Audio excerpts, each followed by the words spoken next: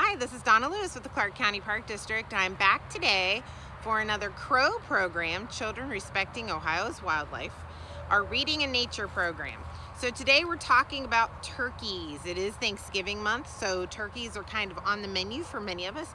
But most, it started in 1621 with the Pilgrims and the Indians getting together, some of the first settlers to our country, getting together and having kind of a harvest feast. And now we do it as a Thanksgiving, being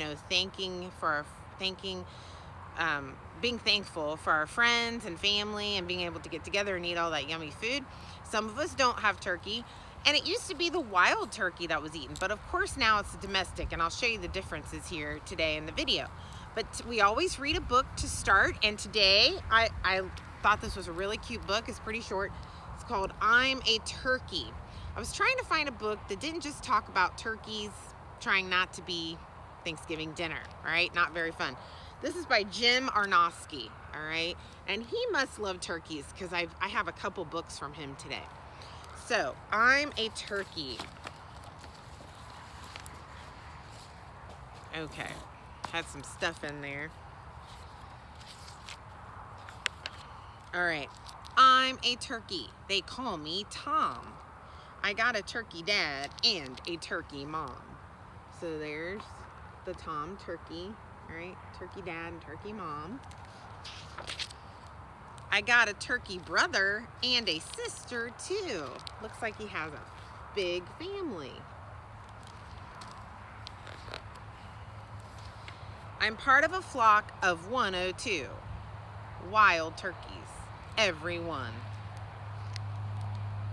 Look at that. Look at all those turkeys so they can live in big flocks. When you live in a flock of that many birds, you've got to communicate, but not with words. So there they all are in their roost spot. That's what we call bird spot that they go to sleep. We put and we peep and squawk and squabble, talking turkey. Gobble, gobble. I couldn't get that out. So we put and we peep and squawk and squabble, talking turkey. Gobble, gobble. I'll try that again. All right. So birds communicate in different ways.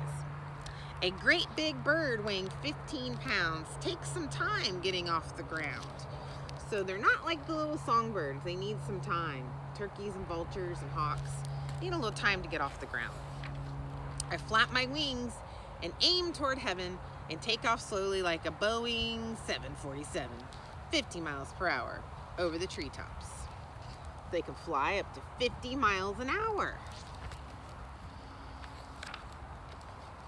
You know, being a turkey has its ups and downs. We're big and strong. There's the big Tom turkeys. That means the male turkeys. We strut around. But we must be careful. Can't be hasty, because lots of critters find us tasty. So things like coyote and fox and other things like that would be able to eat a bird. But most of the time, they're more worried about humans. That makes us wary, always on the lookout. There they are hiding, trying to protect themselves. What's that in the bushes over there anyway? Oh, what did they see?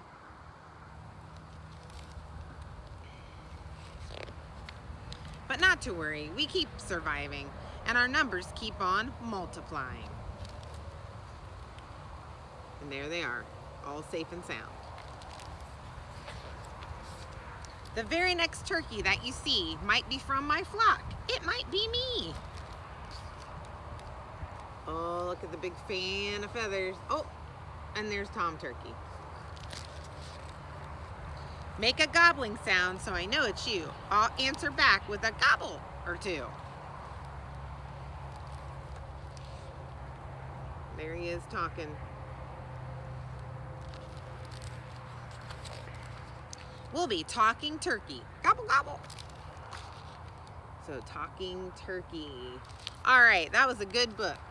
I'm a Turkey by Jim Arnowski. Now, I got this at the library with the New Carlisle Library. So check out your local library and see if they have this book. You can look online even. And usually libraries have just pick up right out front now. So I'm going to talk about some facts about the turkey. And I'm going to use another book by Jim Arnowski to talk about some of the facts about a turkey, because I don't want to forget any of them. And he already has it written down. This is called All About Turkeys, another book that I picked up at the library. Have you ever wondered about turkeys? Where are wild turkeys found, and how do they live? What do turkeys eat? Where do they sleep? How big can a wild turkey grow? So let's answer some of those questions. Turkeys are big, strong, hardy birds. Wild turkeys are very wary. They may be the most wary of all birds. So wary means they're very aware of their surroundings. They're not very trusting and very careful, because they know that there's predators out there that might want to have them for lunch, right? Most of the time you see wild turkeys, they are away in the distance. You can only see their dark shapes as they move or feed. So sometimes you might see turkeys in a field like this, all right? And we do have them around Ohio. In Miami County, where I live, I do see the turkeys. So when seen much closer, the dark shapes become iridescent and shine bronze, red, and blue in the sunlight. Male turkeys, called toms, are larger than female turkeys, which are called hens. So just like your chickens, if you have chickens, female chickens are called hens, okay? The males are more deeply colored than the females and are more apt to have a beard than females that comes out of their chest. Turkey beards grow from the base of the throat and hang straight down. I'm sorry, the throat, it looks like it's coming from their chest. So here is a turkey, and we'll talk about their parts too, but this is called their snood or caruncle. And then they have this wattle down here, and then isn't that a pretty face? I mean, look at that guy. But they are a really beautiful bird. This is a turkey flying. They can fly up to 50 miles an hour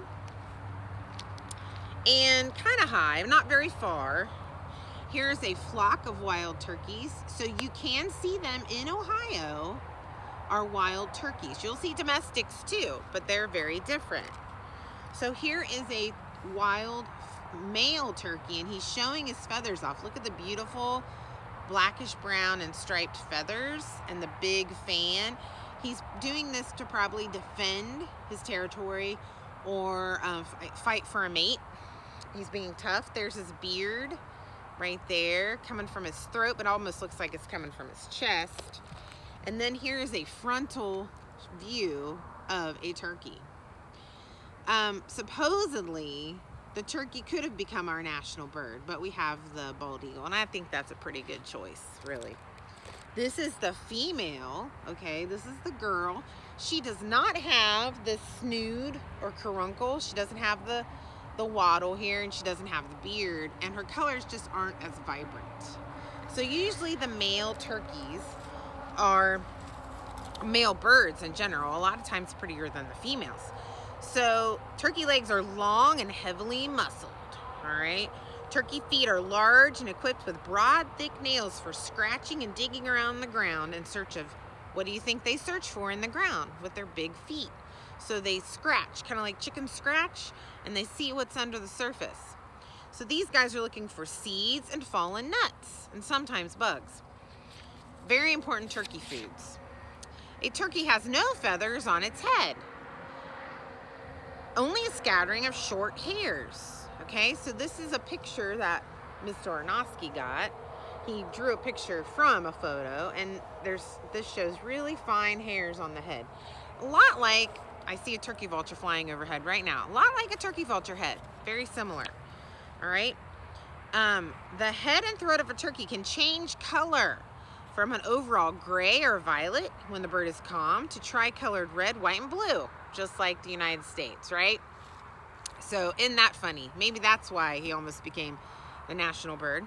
The tri-coloring happens when the turkey is excited or agitated. So if something's got the male turkey upset, his head color will get more vibrant.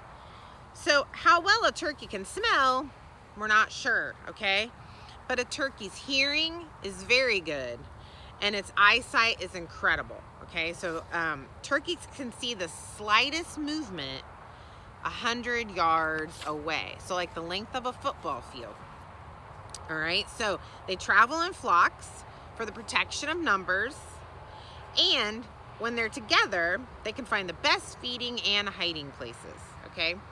So, and they live on the edges. So when I say edges, it's like the edge of a field or a farm, okay? So they live where a field meets woods or something like that, okay? Like the edge of a farm field.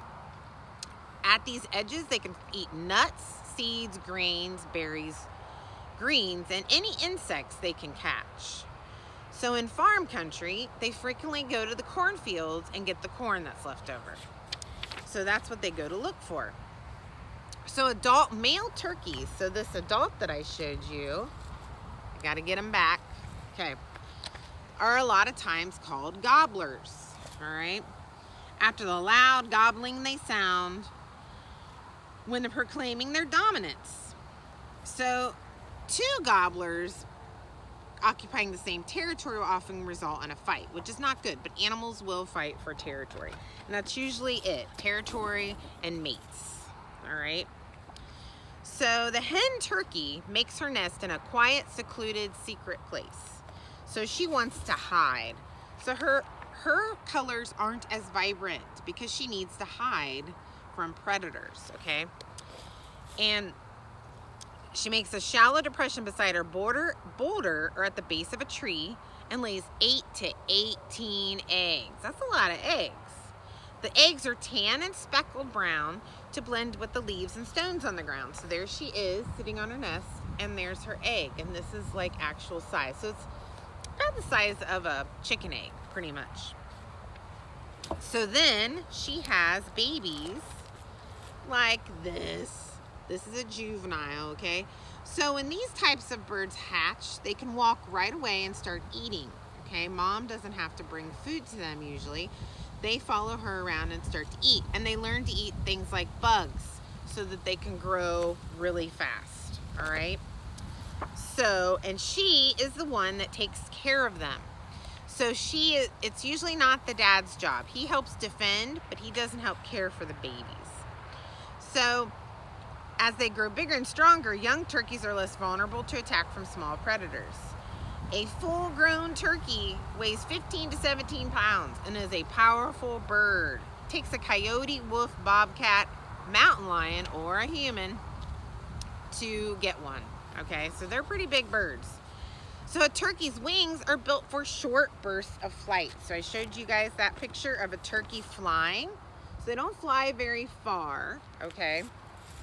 And they don't have long distance flying. They can cover a lot of distance in the air though. A flock of turkeys may alternate between feeding areas that are miles apart. The birds fly from one feeding spot to another. So usually they're flying to get away from something or to eat. So going between spots. And again, they can fly up to 50 miles an hour, all right? They can fly high, clearing the tops of 80-foot tall trees. But most of the time they fly low over fields or up to the branches of their roost tree. So people think that birds like this can't fly, but they actually can. Because a lot of times they roost, like that picture in the other book, they roost like this up in the trees, okay? Woo, it's getting windy out here. And turkeys are survivors. Even in places where deep winter snow covers the ground 7 months of the year, resident flocks of turkeys make it through. Today, the wild turkey can be found in the north, south, east, and west of the United States. After so many years of decline, the wild turkey is seen by more people in more places than ever before. So there was a period of time that turkeys were disappearing, and now they've come back quite a bit because of conservation efforts by scientists and homeowners that really care about turkeys. Farmers, hunters that want to be able to hunt the wild turkey. They are allowed to be hunted, and you can only get so many so turkey populations can survive. So that's another book called All About Turkeys by Jim Ornosky. So we had 2 great books today from Jim Ornosky, and there's some other great books at the library if you want to learn a little bit about turkeys, pilgrims, Indian corn. They have some great books at the library that talk about different holidays. So if you're a parent and you want to learn more about holidays, I've used these a lot from the New Carlisle Library. They're going to be at other libraries as well. And it's a great book to talk about the symbols of the holidays and the history, and it's really kind of cool to learn about the history. Our first Thanksgiving was in 1621. Can you guys believe that? So pretty amazing. All right, so let's look at the domestic turkey real quick. So this is usually what is on our table at Thanksgiving, not the wild turkey, usually a domestic turkey. Now, if your mom or dad is a hunter, maybe you'll have a wild turkey at your table, but most of the time, it's the ones raised at places like Bowman Landis or places like that that we eat. So that's some facts about the turkey. I encourage you guys to watch the video on Thursday about how to make a cute little turkey with some leaves and some paper. That's all it takes, some colored paper. You can even color your own paper, some white paper, the colors that you need it. So I encourage you to watch that video on Thursday of how to make a turkey. There's also all kinds of crafts online you can find. And you'll have to get outside though and find some cool leaves to make your turkey, okay? Now, Miss Maggie always has a word of the day because you guys get points if you do the program with the New Carlisle Library. If you don't, check it out. And this is the word of the day today. It is feathers, because turkeys have some beautiful feathers. So our word of the day, I knocked myself out, is feathers. All right, guys. Thank you so much for joining us today for Crow Reading in Nature to talk all about turkeys. All right, thank you so much and enjoy this beautiful day today. Thank you. Bye-bye.